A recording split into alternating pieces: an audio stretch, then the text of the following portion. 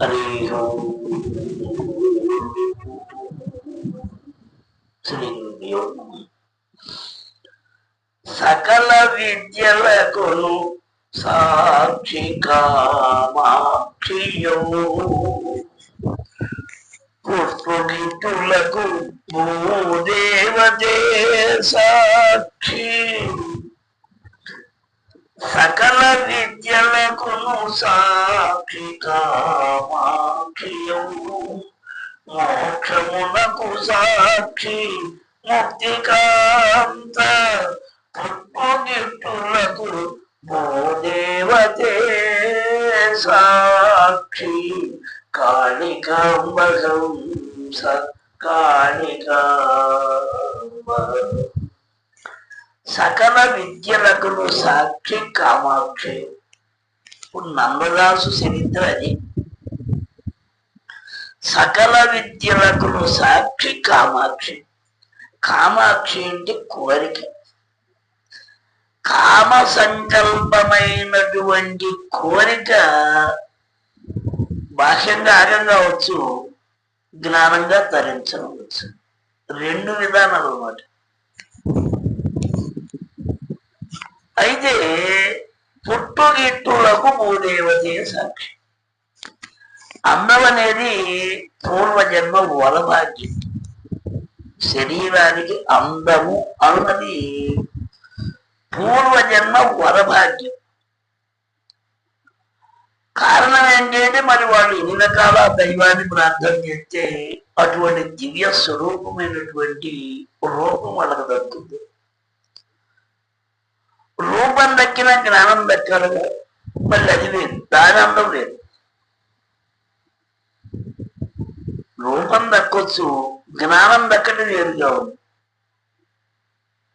మోక్షమునకు సాక్షి ముక్తి కావాలి. మరి మోక్షానికి పోవాలంటే ముక్తి కావాలి. అంటే ముక్తి అంటే త్రికోణంలో జగన్మాత గారికి పోవాలి.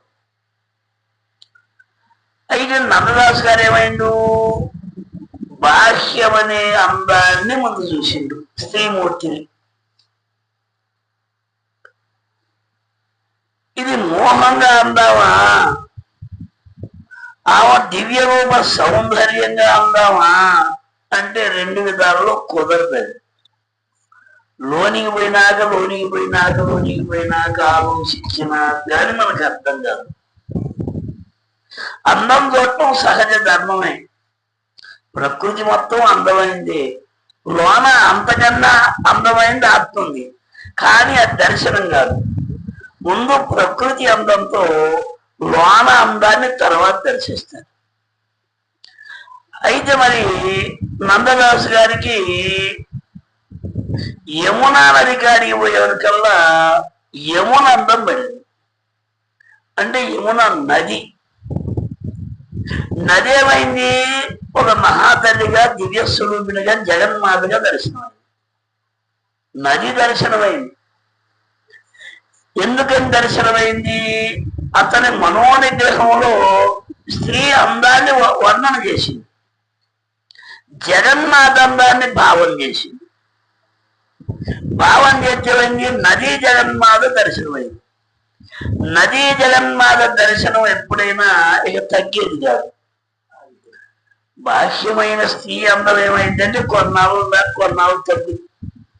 కొన్నాళ్ళు బాగుండవు ఎంతలే కానీ కొన్నాళ్ళు ఇప్పుడు అయిపోయింది. పాపం ముసలమైంది, నడువులు వెళ్ళిపోయినాయి, కళ్ళు వెళ్ళిపోయినాయి, పళ్ళు వెళ్ళిపోయినాయి. ఏముంది అవి చూసే దిక్కాలేదు. అసలు పళ్ళన్నీ ఊడిపోయి ఏం లేదు, పోసినట్టు పడి ఉన్నది. ఆమె అందమంతా పోయింది, కండలు పోయి.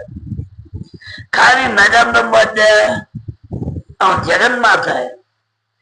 అందుకని దేవతా స్త్రీ యొక్క అందం తగ్గేది కాదు. మనం ఏమనుకుంటే స్త్రీ అనేది ఒక భావన,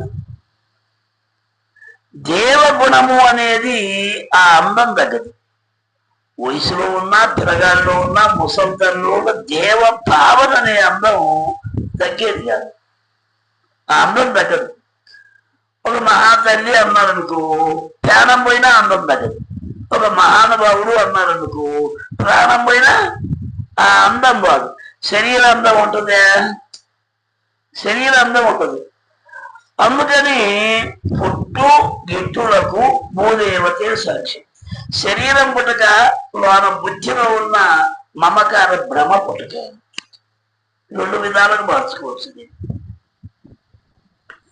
శరీరంగా ఉన్నదాన్ని పుట్టక అనొచ్చు, లోన బుద్ధిలో ఉన్నటువంటి ఆలోచన జ్ఞాన పుట్టక అనొచ్చు.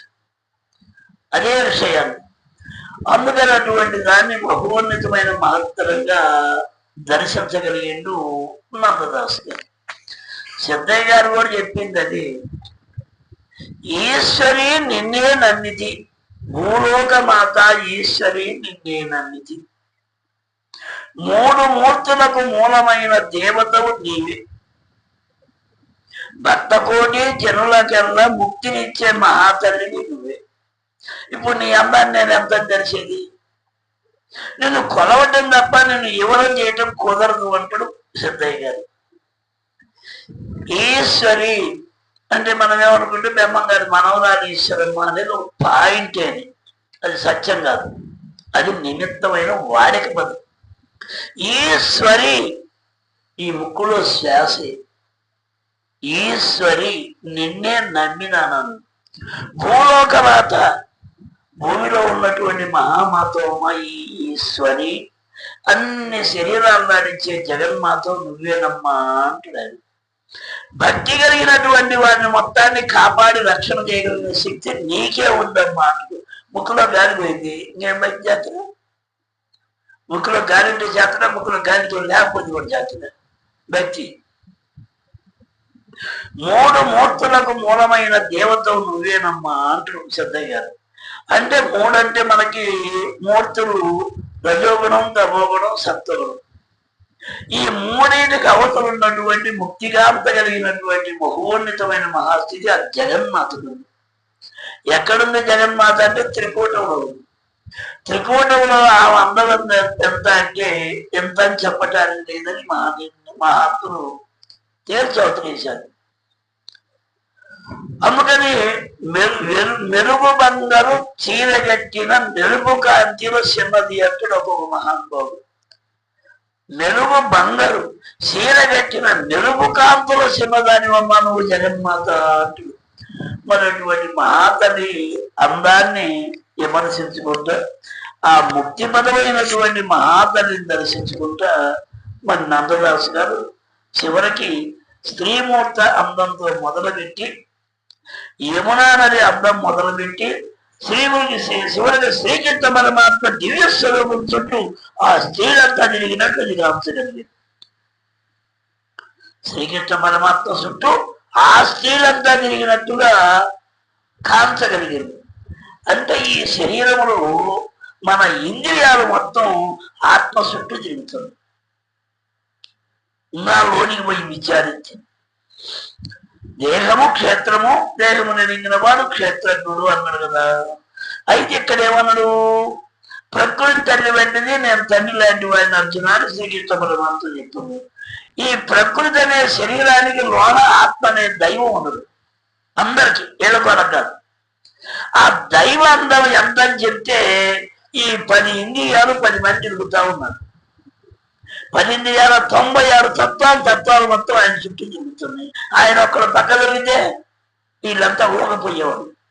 మరి దైవం చుట్టూ తిరుగుతున్నారా లేదా? అక్కడ వాన గాంచగలిగిన మహాస్థితి త్రికూటంలో గాంచగలిగిన నందదాస్.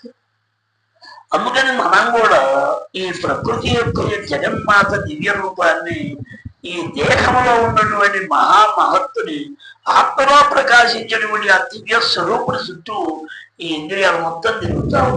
యథార్థ తత్వం జ్ఞానంగా భాష్యంగా 100 రకాలు చెప్పుకోవచ్చు. కానీ బ్రహ్మంగారు చెప్పేది ఎంతప్పటికి లోనికి పో. లోన చూడు.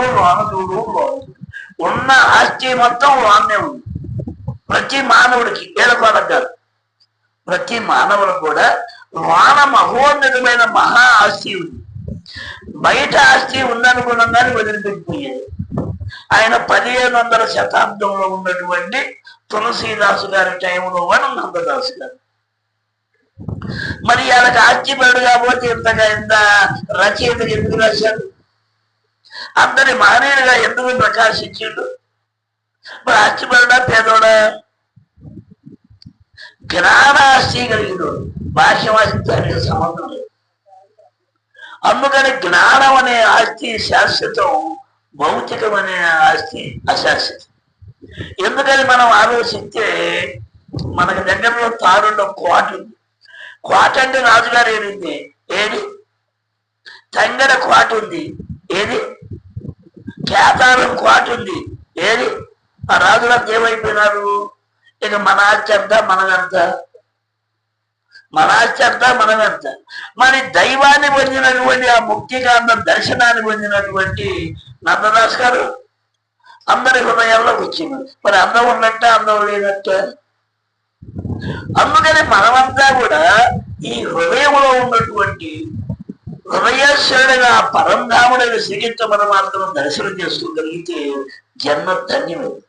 ఈ ముక్తిలో ఉన్నటువంటి ముక్తికాతను త్రికోణంలో కనుక దర్శనం చేసుకోగలిగితే నేను బొట్టు పెట్టుకున్న అందం కాదు, ఆ జగన్మాతను పూజ చేస్తున్న ఆ అందం మనకు అందం అని భావం చేస్తా ఈ బొట్టుకుని పెట్టుకున్నప్పుడు ఆ జగన్మాతను పూజ చేస్తానని పెట్టుకోవాలి. అందుకనేటువంటి మహాభావన మనకు వెలిగిందనుకో కొంతకాలానికి ఆ దయామయ గనక దయ కలిగితే మనం అంత ధన్యం అయిపోతుంది. ఆ దయామయ దయగలగలగా ముందు ప్రేమ లేని పనిచేయలేదు, కామము అనే కోరిక లేని దాన్ని నిర్వర్తించలేదు. ఇప్పుడు ఈ కార్యం అంటే ముందు అందరికీ ప్రేమ ఉంది, కార్యం పోవాలా అని. అయితే మరి కామం అనే కోరిక లేదనుకో రోజు ఎట్టొస్తారు? కామం వేరు, మోహం వేరు. మోహం అనేది స్త్రీ పురుషులు అనుభవించేది, కామం అనేది అందరూ ఆస్వాదించేది. కామం అంటే కోరిక. దైవ కార్యంలో నేను నిలబడాలా, దైవాన్ని నేను దర్శించాలని ఎంత పట్టుదల ఉంటే ఎన్ని పనులను పెట్టుకుంటూ వచ్చినట్టు. దైవం గొప్పోడనే కదా. అందుకని ఇటువంటి కామం ఉత్పన్నమై పెరిగితే ఆ జగన్మాత త్రికూట దర్శనంలో ఆ ముక్తికాంత దర్శనం కావడానికి ముక్తికాంత ఎవరి చుట్టూ జరుగుతుంది? ఆ పరంధాముడైన నిర్వికారుడైనటువంటి ఆ ఆత్మ చుట్టూ జరుగుతుంది.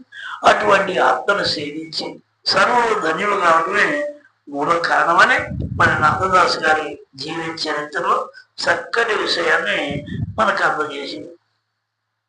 సకల విద్యలకును సాక్షి కామాక్షియు, మోక్షమునకు సాక్షి ముక్తికాంత, పుట్టు గిట్టులకు భూదేవతే సాక్షి. పుట్టడానికి ఆమె కారణం భూమే కదా, మరి చనిపోయినాకంటే గోడ తీయటానికి కూడా ఆమె కదా. అటువంటి సాక్షి కలిగినటువంటి జగన్మాతని మనం ఎప్పుడు దండం పెట్టుకొని సర్వధన్యులు కాబట్టి మూల కారణం. ముందు త్రికూటంలో జగన్మాతను దర్శనం చేసుకోవాలి. కామంగా కోరిక పెట్టుకోండి. కామం అంటే మోహం అనుకునేది, కామం అంటే కోరిక. ఆమెను నేను దర్శనం చేసుకోవాలా, ఆమె దర్శనం చేసుకోవాలా. ఆమె దర్శనాన్ని చేసుకున్న తర్వాత అయ్య దర్శనం చేసుకో, అయ్య కానీ బొమ్మని ఆమవుతుంది. అమ్మగా తిరగాలి జీవించింది అయ్యకెత్తుంది. అయ్యవరు లోన ఆత్మస్వరూపుడు శ్రీకృష్ణ పరమాత్మ. అటువంటి పరంధామని దర్శనం చేసుకుని జన్మ పావనం చేసుకుని చక్కటి విషయాన్ని మన నందదాస్ గారి చరిత్రలో ఎల్లారు ఉంది రేపు.